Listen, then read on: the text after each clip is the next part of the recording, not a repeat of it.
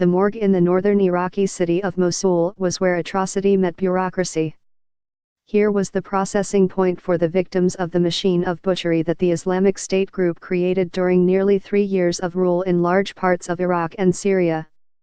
Every day, the doctors and staff witnessed the worst of what the militants were capable of inflicting on human beings, constantly fearing they could be next. Yet the morgue men of Mosul found ways large and small to defy their captors by honoring the dead as best they could.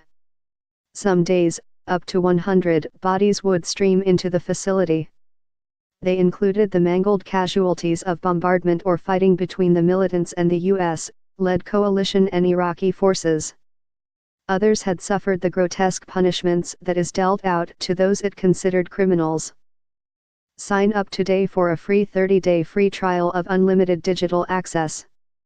The records kept by the morgue contain monstrous details.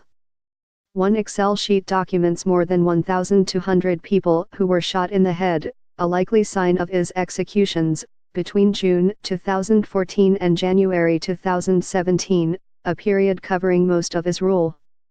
That's an average of 11 a week. Among them were 16 boys and 6 girls under the age of 14. It notes 12 women stoned to death, the punishment for those suspected of illicit sex.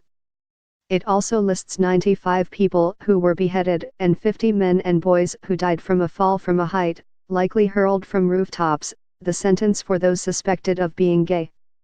In general, it was forbidden to return these victims' bodies to their families. Instead, they disappeared into mass graves. The records are not complete, and thousands are known to have been thrown directly into mass graves without ever coming to the morgue.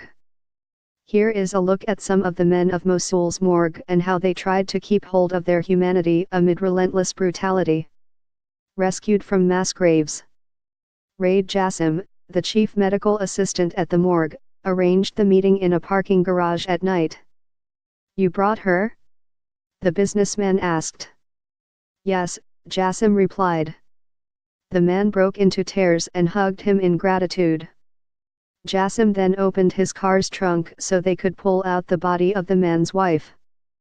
Jassim and other staffers tried to do this whenever they could, sneaking bodies out of the morgue to return them to their families and keep them out of mass graves.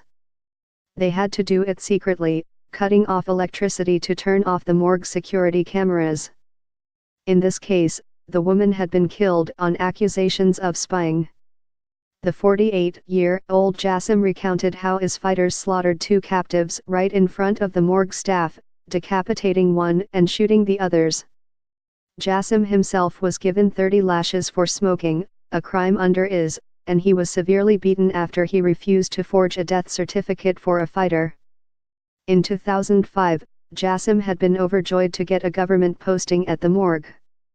The pay was several times more than what he'd earned in a government hospital. He was a graduate of a medical institute, a 2-year diploma after high school, and had gone on to serve as an army nurse.